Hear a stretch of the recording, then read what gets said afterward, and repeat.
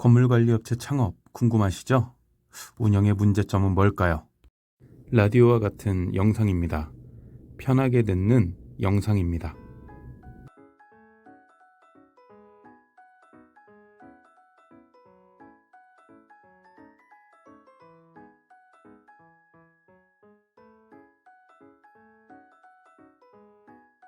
안녕하세요.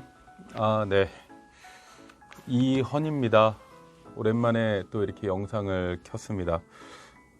영상을 찍지 않은 지 엄청 오래됐죠. 이렇게 인사드리게 돼서 죄송합니다. 그동안 잠깐 근황을 알려드리면 코로나 전후로 해서 많은 게 바뀌었습니다. 코로나 전에 그리고 코로나 때까지 저희가 그 매일경제에서 하던 이 매경부동산 종합관리 제가 원장으로 있었던 그 과정은 지금 없어졌고요. 왜냐면 지금 한창 이 매일경제 부동산 교육 자체가 오프라인 중심의 교육이었다 보니까 저희가 수익률이나 이런 게 조금 많이 어려웠습니다. 그래서 미진해서 강남에 있는 그 창업교육원을 이제 운영하지 않고 있고요. 그리고 2020년, 21년도에 그 건대 그 전문교육과정, 전문가과정, 그 최고경영자과정 쪽에 저희가 이제 건물주들 대상으로 하는 KU-CU 멤버십 과정도 이제 계약 기간이 종료돼서 지금은 안 하고 있습니다. 현재는 저희가 그 코로나 기간 동안 약 3년 동안 자체적으로 개발하고 있는 어플리케이션에 집중하고 있고요. 보다 전문성 있는 기술력과 좀 더 편리하고 경제적인 이제 관리 솔루션을 고객분들에게 제공해 드리기 위해서, 그리고 저희 전국에 있는 저희 주식회사 가업의 대리점주분들이 보다 나은 좀 사업을 영위할 수 있도록 지원하기 위해서 어플리케이션과 플랫폼 개발에 좀 집중하고 있었습니다. 그 결과 지금 올 초에 2023년도 5월에 저희가 이제 국토교통부에서 우수부동산 서비스 사업자 인증을 받았습니다. 그것도 저희를 이제 사랑해 주시고 아껴 주시는, 저희 브랜드를 사랑해 주시고 저희 서비스를 좀 만족해 하시는 고객분들이 계시기 때문에 저희가 또 국토부에서 우수부동산 서비스 사업자로 인증을 받은 게 아닌가 합니다. 진심으로 감사드립니다. 지금 이 시간에는 교육적인 것보다 그냥 건물관리 업체들의 운영의 문제점을 좀 얘기해 보려고 합니다. 건물관리 업체들이 운영을 하는 데 있어서 어떤 문제점들이 있는지, 그리고 이거를 해결하려면 어떤 식으로 해결을 해야 하는지를 이제 한번 좀 편안하게 나눠 보려고 합니다. 제가 원래 이제 스크립트를 열어서 여러분들에게 막 읽으면서 속사포처럼 이렇게 랩처럼 말을 이제 하고 싶은데, 아시다시피 이제 학교에서 학부에서 교수님들한테 강의 받는 게 귀에 그렇게 쏙쏙 들어오진 않죠. 근데 그 교수님이랑 사석에서 술을 한잔 하면 강의 들었던 내용을 이제 핵심적으로 이제 풀어서 서로 이제 티키타카가 되면서 얘기가 되면서 얘기를 나누다 보면 머릿속에 굉장히 많이 들어오거든요. 이게 가슴까지 내려갑니다. 그 교육이. 그래서 지금 이 시간에, 그리고 앞으로 이제 영상은 좀 그런 식으로 제가 조금 찍지 않을까, 좀 여러분들하고 이렇게 뭔가를 알려드리기보다는 같이 이런 문제점이 있는데 여러분들의 생각을 좀 구하기도 하고, 그러면 이제 제 메일로 제보를 주시면 제가 그 부분에 대해서 좀 안내도 해드리고, 그리고 괜찮으시다면 물론 이제 얼마 안 되는 이제 1000명, 이제 2000명도 안 되는 채널이지만 그래도 저희 구독자분들은 찐 팬들이 거의 계시기 때문에 괜찮으시면 언제든지 출연 의사를 저한테 이메일로 주시거나 저한테 전화로 주시면 괜찮은 소재로 저희가 여러분들하고 같이 이제 출연도 하고 대화를 이렇게 나눠가는 시간을 좀 갖도록 하겠습니다. 자, 그러면 건물 관리 업체들이 이제 문제점들이 좀 덜어 있어요. 근데 이제 어떤 문제점들이 있는지 한번 알아보겠습니다. 이제 첫째로 이제 건물 관리 업체들이라고 하면은 건물 관리는 대개 이제 뭐 상가나 빌딩, 주택, 공장, 그리고 우리가 흔히 이용하는 스포츠 센터, 그러니까 주거, 문화, 상업 뭐 이런 다양한 건물들의 뭐 건물의 안전과 위생, 그리고 유지 보수, 그리고 보안, 치안 이런 종합적인 이제 관리를 전문적으로 담당하는 이제 그런 업체죠. 저희가 그런 업체를 하고 있는 거고요. 근데 이제 이런 업체들의 첫째 문제점이 뭐냐면 이제 여러 유지 보수 및 공사 계획을 수립하는 데 있어서 실제 예산이나 시간 등의 어떤 자원의 한계가 이제 매번 발생한다는 거예요. 여러분들도 아시다시피 장기 수선 충당금이라는 제도가 있고 수선 유지 보수 비용이 있습니다. 근데 이제 저희가 이런 장기 수선 계획을 설정할 때 사실상 뭐 통상적으로 뭐 5년에 한 번은 뭐 외벽 도장을 해야 한다, 뭐 방수 공사를 해야 한다 이렇게 생각을 하고 진행을 합니다. 근데 이제 막상 공사를 하고 진행하다 보면 첫째로는 예산이 계속 부족한 상황이 발생할 수밖에 없죠. 그 이유는 제가 봤을 때는 우리나라의 이제 고질적인 입찰 문제라고 생각을 합니다. 대형 빌딩이나 대형 아파트 같은 경우는 이제 관련 법령에 의해서 입찰 시스템이 있으니까.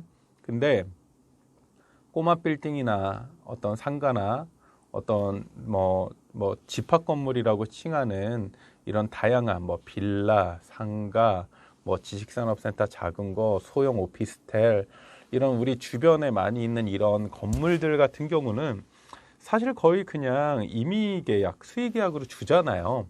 그냥 뭐 길거리에 누가 안다 그러면 주고, 뭐 대부분은 이제 입주자 대표가 아는 쪽에 이제 계약을 주는 경우가 있죠. 이게 문제가 발생하는 거예요. 우리가 실제로 들어가는 비용이 장기수선 계획으로 몇 천만 원을 혹은 몇 백만 원을 산정했다가 그 비용을 썼는데 공사를 했음에도 불구하고 그 해당 업체가 AS를 제대로 봐주지 않고 이렇게 장마철 같은 데 누수가 너무 많이 돼서 물이 철철 새는 데 있어서 재하자가 발생했는데 처리가 안 된다면 굉장한 문제가 발생합니다. 실제 이런 문제들이 우리가 주변에 되게 많이 있죠. 그러니까 그런 문제에 한계가 있습니다. 또 하나는 건물의 운영 그리고 유지에 필요한 예산을 관리해야 되잖아요. 그 예산 관리라는 게 사실 건물 관리 업체가 예산을 관리하는 게 아닙니다. 그러니까 건물 관리 업체는 예산 계획을 수립하고 그에 따라서 번영회나 입주자 대표회의나 관리단 회의에게 요청을 드려서 실제 그분들이 예산 계획에 따라서 이렇게 확실하게 얘기를 해주면 저희가 진행을 하는데 예산 부족이나 예상치 못한 비용 증가로 인해서 건물 관리에 어려움을 겪는 건물들이 엄청나게 많이 있죠. 자, 그럼 이런 문제점들을 어떻게 해결을 해야 되느냐? 그 첫째로는 장기 수선 계획을 이제 실비 중심으로 계획을 잡아야 되는 거예요. 우리가 이제 원론적인 걸로 얘기할 게 아니라 실비 중심 그리고 입찰 형태는 최소 3군데 이상 그리고 그 중에서도 AS를 기본으로 하는 이제 입찰 형태를 추구해야 됩니다.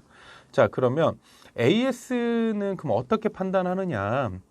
예전에 이미 AS를 많이 봐줬던 전력, 지금 당장 1, 2년 안에 혹은 요 전에 어떤 2, 3년 안에 많은 계약을 했다 그래서 그 업체가 잘한다는 아닙니다. 그거는 얼마든지 마케팅이나 이런 광고로도 우리가 얼마든지 계약을 할 수 있잖아요.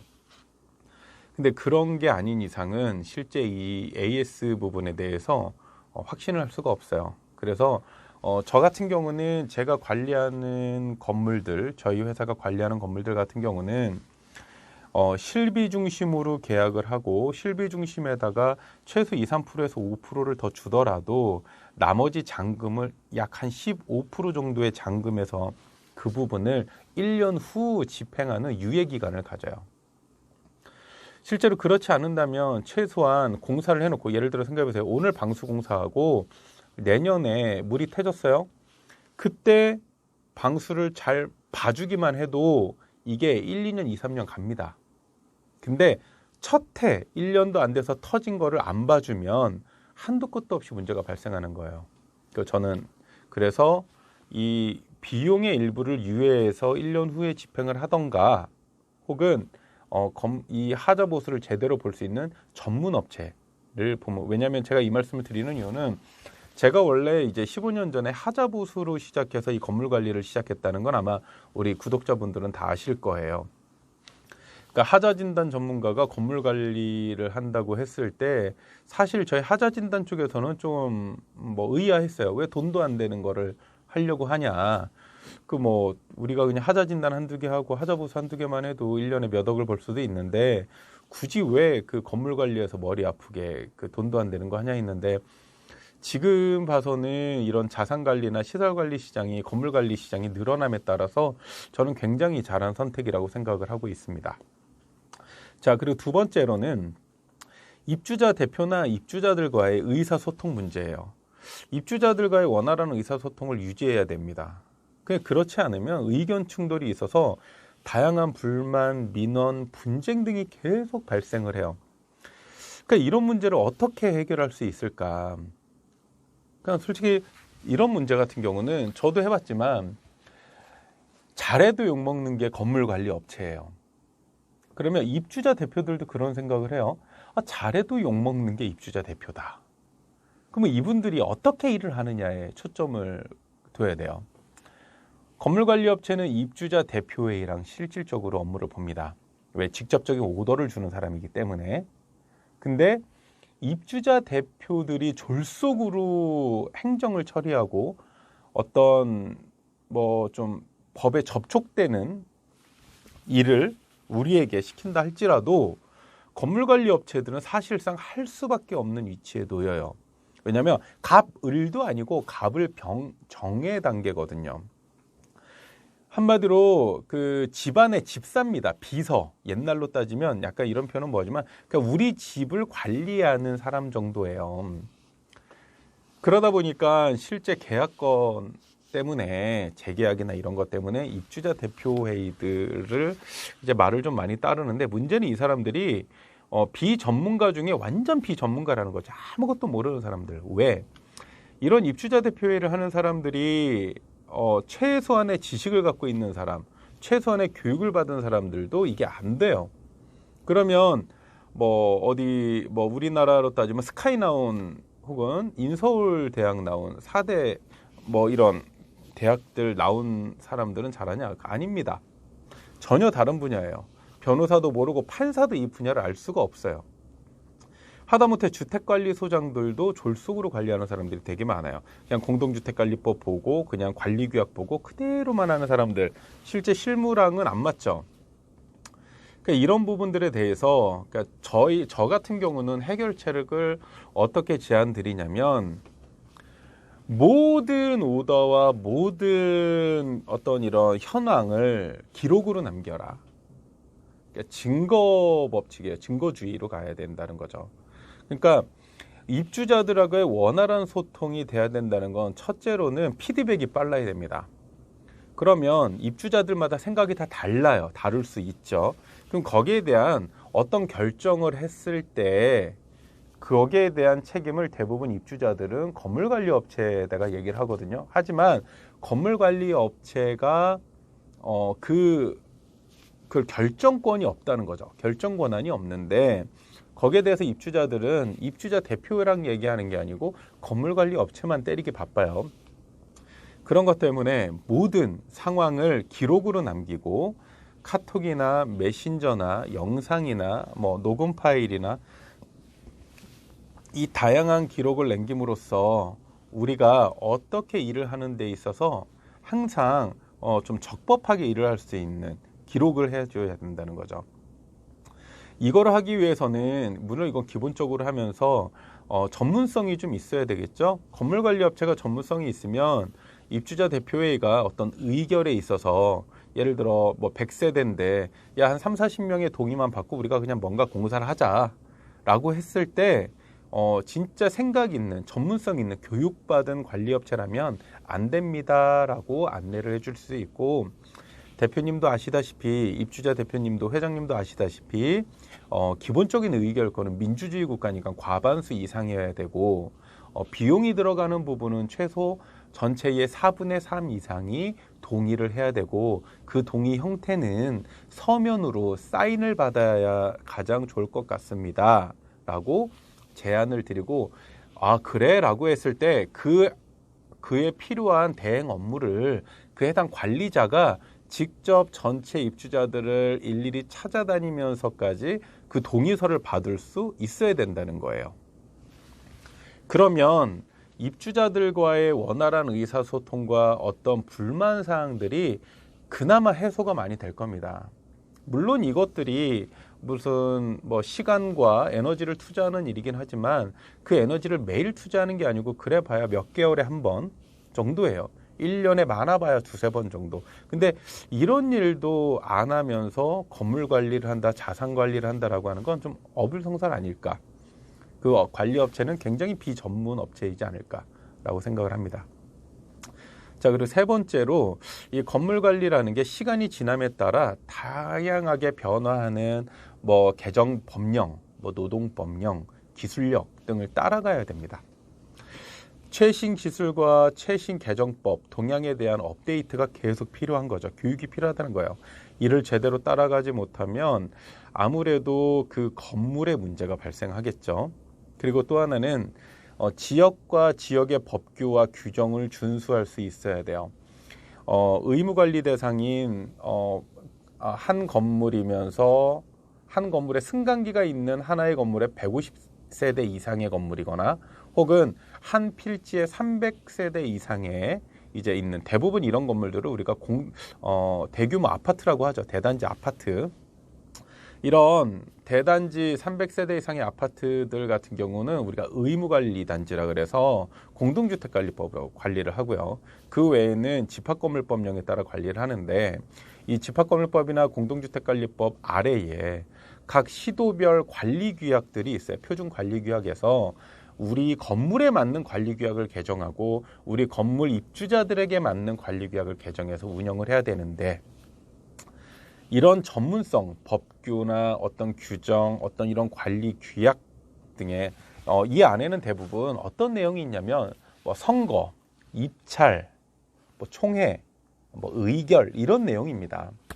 그러니까 이런 것들이 이제 민주주의 국가의 기본적으로 다수의 사람이 사는 곳에서는 투표가 필요하고 그 투표의 결정은 과반수를 지향해야 하며 일반적인 결정은 과반수, 그리고 돈이 되는 누군가의 재산에 피해가 되는, 그러니까 재산상의 불이익이 갈 수 있는 결정은 전체의 4분의 3 이상의 투표를 해야 된다라고 우리가 공동주택관리법이나 집합건물법에서 얘기는 하고 있어요. 하지만 이런 것들을 제대로 안 따르죠. 대부분 생각을 해보시면 이런 사례 있지 않나요? 오피스텔이고 어떤 분양 상가고 뭐 이렇게 주상복합이고 있는데 입주자 대표 선출 과정을 입주자들이 몰라요. 근데 입주자 대표가 선출이 됐다는 거예요. 그럼 이거는 어떻게 된 일이냐라고 하면 대부분 분양사나, 이거는 뭐 전체적인 건 아닙니다. 오해하시면 안 되고 일부 그러한 사람들이 있다. 분양사나 건축주 시행사 같은 데서 본인의 사람을 임의적으로 선출시켜 놓고 그냥 공지하는 경우가 있어요. 이게 법령 위반이죠.